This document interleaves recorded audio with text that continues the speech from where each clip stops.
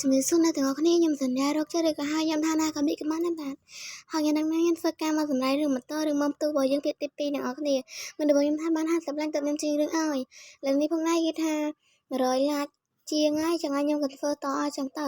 មិនរបស់ខ្ញុំថាទុកពេលឲ្យខ្ញុំក្នុងការមួយសប្តាហ៍ទៀតក្នុងការធ្វើរឿងក៏ប៉ុន្តែខ្ញុំគិតថាសប្តាហ៍ទៀតវាពិតជាយូរខ្លាំងមែនទែនហើយណាមួយក៏វាហួសកំណត់ដែលខ្ញុំថាកំណត់ថាដាក់ឡានចឹងណាហើយចឹងហើយខ្ញុំក៏សម្រេចចិត្តថាមកធ្វើមុនថ្ងៃកំណត់មួយសប្តាហ៍នោះតែម្ដងទៅហើយផងដែរវគ្គនេះផងដែរគេថាវារៀងដែរចឹងណាវារៀងល្អមើលបន្តិចអីបន្តិចចឹងណាវាអត់សូវសម្បូរនិយាយថាវាអត់សូវសម្បូរវគ្គកំ pl ក្នុងហ្នឹងចឹងណាហ្នឹងហើយមិនចូលទៅកាន់តែរឿងកុំភ្លេចចុច like ឲ្យខ្ញុំម្នាក់មួយផងឬក៏ចុច subscribe តាចុច subscribe ឬក៏ like ឲ្យខ្ញុំទេខ្ញុំនឹងអត់ចេញរឿងណាទាំងអស់គ្នាមើលតែម្ដងណានឹងនេះដែរកុំឲ្យខាត់ពីជាមួយនឹងខ្ញុំយូរគឺថាចូលទៅកាន់រឿងមួយតែម្ដងទៅ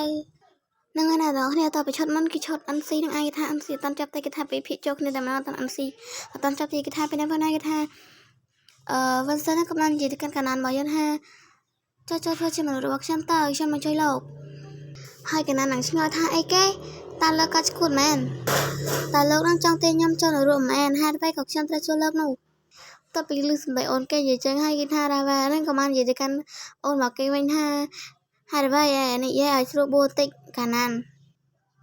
លើនេះដែរគេថាពួកគេបាន MC ចប់ហើយកាណានក៏បានដើរតាមបរិបទវ៉ាន់តានៅពេលហ្នឹងដែរបរិបទវ៉ាន់តាហ្នឹងគាត់បាននិយាយទៅកាន់កាណានថាយើងនឹងមករំលងបែបបទនេះតើលោកស្គាល់អង្គភាពរបស់ពួកយើងពីមុនមកទេពេលនេះផងណាកាណានបាននិយាយថាអូធ្លាប់ឮហើយពេលនេះផងណាបរិបទវ៉ាន់តាណាគាត់បាននិយាយតទៅកាន់កាណានផងណាបុកមកទេសក៏នឹងសេប្រេឬក៏មនុស្សទូទៅក៏មានស្ថានភាពពិសេសភាគច្រើនត្រូវបានគេជួយឲ្យធ្វើជាទាហានស៊ីឈ្នួលដោយក្រុមហ៊ុនឯកជនឬអង្គភាពនានាលើកឡើងតែក្រុមហ៊ុន IPA ដែលជាភ្នាក់ងារអន្តរជាតិហើយគេថាពេលហ្នឹងគាត់បាននិយាយតទៀតថា Focus មានភាពលេចធ្លោជាពិសេសត្រូវបានជ្រើសរើសឲ្យធ្វើជាទាហានស៊ីឈ្នួលដោយផ្អែកលើការទេសយ៉ាងម៉ត់ចត់និងទេពកោតពិសេសសូម្បីតែ IPA ក៏ជាភ្នាក់ងារទៅរកFocus សម្រាប់ជំនួយក្នុងឱកាសមួយចំនួនដែលចាប់តាំងពីវាត្រូវបានគេស្គាល់យ៉ាងទូលំទូលាយថាជាស្ថិតនៅក្នុងកម្ពុជានៃខ្សែសង្វាក់អាហារហើយពេលនោះផងណាគាត់បាននិយាយតថាសម្រាប់បុគ្គលដែលភ្ញាក់ខ្លួនដឹងខ្លួនពីផលខលគឺជានិមិត្តសញ្ញាដ៏អស្ចារ្យបំផុតនៃជំនាញនិងឧត្តមភាពរបស់ពួកគេបេក្ខជនកម្ពុជាមកពីជុំវិញពិភពលោកព្យាយាមចូលរួមជាមួយនឹង Focus ផងដែរប៉ុន្តែភាគច្រើនបញ្ចប់ដោយការបរាជ័យអ្នកខ្លះបញ្ចប់ដោយភាពល្បីល្បាញជាវីដេអូបុរសចាគេថាខ្ញុំអានខុសគេថាជាវីរៈបុរសហ្នឹង sorry មែនតើហើយពេលហ្នឹងផងណាក៏បាននិយាយបន្តថាហើយនៅក្នុងបេះដូងរបស់ពួកគាត់រាល់គ្នាគឺស្ថិតនៅនឹងរបប Focus ដែលជាបកទេសក៏ចំណាត់ថ្នាក់ F ដែលទទួលស្គាល់មនុស្សតែ S អ្នកប៉ុណ្ណោះនៅក្នុងពិភពលោកប្រធានាធិបតី Vincent Raven ហើយគេអាចឃើញប្រធានាធិបតី Raven Vincent Raven ផងដែរហើយពេលនេះផងណាក៏បានបន្តថាលោក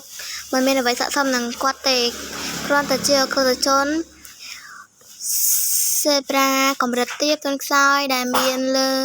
នៅលើរ៉ាដារបស់ IPA ប៉ុណ្ណោះហើយបន្តមកពេលណាក៏បាននិយាយថាខ្ញុំអាចនឹងធ្វើតាមបញ្ជារបស់ប្រធានាធិបតីប៉ុន្តែអ្នកផ្សេងទៀតអាចនឹងមិនយល់ស្របនឹងការសម្រេចចិត្តរបស់គាត់ទេបានហើយមកតាមខ្ញុំមកនិយាយខ្លួនឯងអីខ្លួនឯងមកប្រាប់គេថាបានហើយបន្ទាប់ពីបានវាចូលមកពេលហ្នឹងណាពេលហ្នឹងក៏បាននិយាយថានេះជាបន្ទប់ជាកន្លែងដែលលោកត្រូវស្នាក់នៅចាប់ពីពេលនេះតទៅចាគាត់ថាតែនេះគេពិតជាធំទូលំទូលាយខ្លាំងមែនតើថាលយហើយពេលហ្នឹងផងណាកន្លែងផ្លាំងក៏បាននិយាយថានេះគឺកន្លែងនេះគឺសម្រាប់ខ្ញុំតែម្នាក់ទេហើយពេលហ្នឹងណាបរិវត្តតាហ្នឹងក៏បាននិយាយថាអញ្ចឹងតើចង់ចែករំលែកបន្ទប់នេះមែនទេហើយបរិវត្តតាហ្នឹងក៏បាននិយាយតថារៀបចំខ្លួនឲ្យបានស្អាតឆាប់បន្ទាប់មកទៅកន្លែងបណ្ដោះបណ្ដាគ្រូបង្រៀនសេប្រេរបស់លោកនឹងកំពុងរងចាំលោកនៅទីនេះហើយព្យាយាមរក្សាសណ្ដាប់ធ្នាប់របស់លោកបន្ទាប់ពីអបៈនឹងចេញទៅបាត់ហើយកណ្ដាលនេះផងក៏បានគិតថាលោកមិនទទួលបានអ្វីទាំងអស់លោកគិតថាតើខ្ញុំមិនឆ្ងល់ទេហើយគេក៏បានបន្តគិតថាប្រសិនបើនរណាម្នាក់នៅទីនេះមានការយល់ច្រឡំនោះខ្ញុំ ឥឡូវនេះសាច់រឿងក៏លេខកាត់មកកាន់បន្ទប់ទឹករបស់កណានេះខ្លាំងកំពុងកណ្ដៅក្នុងនឹងកំពុងតែឆ្លងកញ្ចក់ចឹងណាកណានេះខ្លាំងក៏បានមើលទៅកញ្ចក់ព្រមទាំងយកដៃនឹងកាន់កន្ត្រៃព្រមទាំងគាត់ថាចវាយបានពិន័យឲ្យខ្ញុំដឹកនាំការបោះសម្អាតមនុស្សមានភាពការសមាជិកតើប្រុសម្នាក់នោះនឹងទទួលបានអ្វីពីបានសង្គ្រោះខ្ញុំហេតុអ្វីក៏ជារូបខ្ញុំហើយគេក៏បានសម្រេចទៅដល់រូបភាពពេលដែលរាវ៉ាហ្នឹងបានដល់ក្នុងជាម្ដាយគេបែបនេះវាពិតជាពិបាកណាស់មែនទេកាលនេះផងក៏បាននិយាយទៅកាន់បារាវ៉ាថាបែបមិនអីទេខ្ញុំសាំអស់ទៅហើយមិនអញ្ចឹងហ៎រាវ៉ាក៏បាននិយាយទៅកាន់កណានថា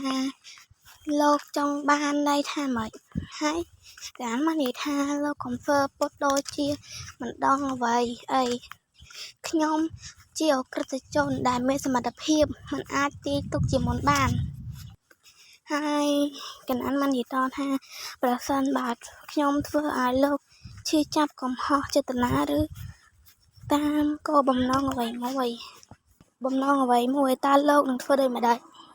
រាវ៉ាន់តទៅលើអូនមកគាត់និយាយចឹងហើយរាវ៉ាន់ក៏បាននិយាយទៅកាន់អូនមកគាត់វិញថាខ្ញុំគិតថាវាអាចកាត់ឡើងវាអាចទៅរួចដែរតពីសម័យអត់ចិត្តអត់ចង់ឬគេក៏បានកាត់សក់ហើយនិយាយថាខ្ញុំជឿថាលោកនឹងមិនធ្វើបាបនោះទេហើយកណានបានគិតថាកណានឯងមិនត្រូវជឿជាក់លើគាត់ទេគាត់កំពុងព្យាយាមបញ្ឆោតឯងគាត់គ្រាន់តែចង់ប្រើប្រាស់ឯងប៉ុណ្ណោះខ្ញុំក៏មិនទុកចិត្តខ្លួនឯងដែរតើលោកអាចទុកចិត្តមនុស្សដូចខ្ញុំបានដោយរបៀបណាឥឡូវនេះគេថាកណានមកយើងបានប្រកាសបាត់ហើយគេបានគិតតថាយើងបាត់បង់ការប្រុងប្រយ័ត្ននោះគេនឹងព្យាយាមគ្រប់គ្រងលើឯងមិនខាននៅលើពិភពលោកនេះឯងមិនអាចទុកចិត្តអ្នកណាម្នាក់បានទេឥឡូវនេះថាកណានក៏បានមកជួបមួយគ្រូប្រហាត់បរិញ្ញាបត្រគាត់ហើយប៉ុណ្ណឹងណាអ្នកគ្រូហ្នឹងក៏បាននិយាយថាសួស្ដីរីករាយដែលបានជួបគ្នាខ្ញុំបានឮលោកប្រធានាធិបតីនិយាយពីលោកលើនេះថាបន្ទាប់ពីវឹកហាត់ហើយគេក៏បានមកជួបជាមួយនឹងលោកប្រធានាធិបតីរាវ៉ាន់ហើយនឹងឯងពីនៅបណ្ណាគេបានគិតថាមានតាមមនុស្សម្នាក់គាត់ដែលអាចជឿជាក់បានហើយពេលនៅផងណាលោកប្រធានាធិបតីរាវ៉ាន់ក៏បាននិយាយទៅកាន់អូនមកគាត់ថាលោកមកដល់ហើយកណាន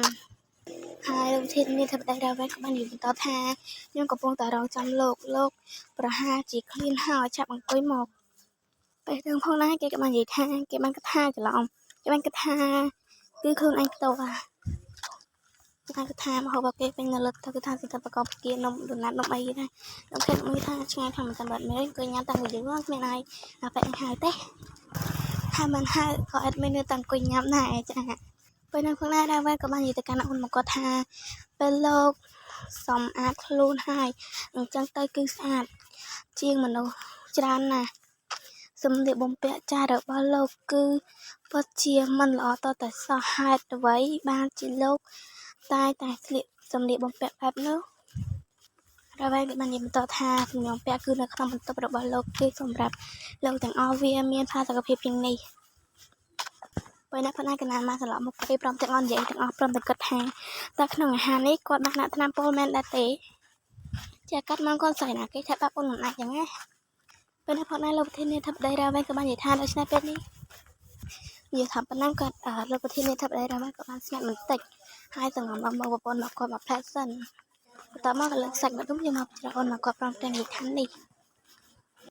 ហើយពេលប៉ុណ្ណាលោកប្រធានាធិបតីរាវ៉ាន់ក៏បាននិយាយថាតើលើមកឃ្លានទេញ៉ាំអីសិនទៅចាំនិយាយនេះបន្តទៀតខ្ញុំមិនដឹងថាលោកចូលចិត្តញ៉ាំអ្វីទេដូច្នេះខ្ញុំក៏បានរៀបចំអាហារនេះបើលោកចង់អ្វីផ្សេងទៀតប្រាប់ខ្ញុំមកចកខ្ញុំនឹងរៀបចំឲ្យលោកពេលណាផងណាទឹកសាច់នៅក៏បានស្រក់ពេលណាផងណាគេថាកូនស្រីរបស់យើងគាត់ក៏បានសម័យឃើញពីសិស្សច្បងមកគាត់គ្នាមកគាត់យ៉ាងណាពេលដែលគ្នាមកគាត់ហៅបញ្ចុះអាហាររបស់គាត់ថាឥឡូវនេះហាមាត់មកគឺថាចាប់ផ្ដើមបង្ខំកណានរបស់យើងដែលប្រើអំពើហិង្សាអីគេហ្នឹងឯងគឺថាកណានគាត់បានសម័យឃើញពីរូបភាពទាំងអស់ហ្នឹងតែម្ដងគឺគាត់ក៏បានភ្ញាក់រលឹកឡើងមកវិញហើយក៏ក្រវាសាច់នឹងជ្រុះពីដៃរបស់លោកប្រធានាធិបតីរាវ៉ាន់តែម្ដងធ្វើឲ្យលោកប្រធានាធិបតីគាត់ឡើងឆ្ងល់ស្រឡាំងកាំងមើលដែរហ្នឹងណាហើយមកទៅមុខពិតជាសង្ហាខ្លាំងណាស់មកជ្រុងណាក៏សង្ហាដែរកូនប្រុសតបមកគាត់ក៏បានក្រឡេកមើលទៅកាន់អូនរបស់គាត់ ពេលនៅផងណាកណានឹងភ័យហើយនិយាយទៅកាន់លោកប្រធានាធិបតីរ៉ាវ៉ាន់ថាសុំតើផងខ្ញុំគ្មានចេតនាទេលោកពេលណាផងណាបងមានចការលើកដៃមករកអូនតែពេលណាផងណាអូននឹងភ័យខ្ញុំដៃបាំងមុខអស់ហើយព្រមតែគាត់ថាគាត់ចង់វាយខ្ញុំមែនចិត្តតែគាត់មកកូនស្រីតាមពិតទៅបងយកដៃមកមកសោះហ្នឹងណាហើយពេលណាផងណាលោកប្រធានាធិបតីរ៉ាវ៉ាន់ក៏បាននិយាយថាមើលទៅលោកកាត់សក់ដោយខ្លួនឯងវាមិនអាក្រក់ទេវាពិតជាសមនឹងលោកណាហើយព្រមទាំងនិយាយទៅទឹកមុខទាំងសើចសប្បាយថាមិនតិចទៀតវានឹងដោះវែងមកវិញហើយពេលហ្នឹងផងណាគេថាកណ្ដាលរដ្ឋាភិបាលគាត់បាននិយាយទៅខ្ញុំមកថានិយាយទៅតែលោកចង់បានអ្វីពីខ្ញុំឲ្យប្រកាសយកអូខេនៅទាំងអស់គ្នានឹងហើយរឿងរបស់យើងភាគ2នេះដែររឿងរបស់ផ្ទុះភាគ2គេត្រូវបានចាប់បត្រឹមនឹងហើយណាស្អីគេថាពេលនេះផងណាគេថាពិតជាល្អមកថាមែនតើអ្នកគ្នាក៏ចាំមិនណាប្រហែលឡាបដែរចាគេថាពេលនេះផងណាគេថាធ្វើខ្ញុំញប់ញ័រចិត្តក្នុងដួងអារ៉ាតែម្ដងគេថាពិតជាល្អមកចោះតែម្ដងណានឹងហើយអ្នកទាំងអស់គ្នានេះគឺជា QR សម្រាប់អ្នកដែលចង់ support បង្ករបស់ខ្ញុំនឹងហើយនេះគឺជា QR ពីខ្ញុំសញ្ញារកចិត្តស្លាញ់អ្នកទាំងអស់គ្នាបាយបាយ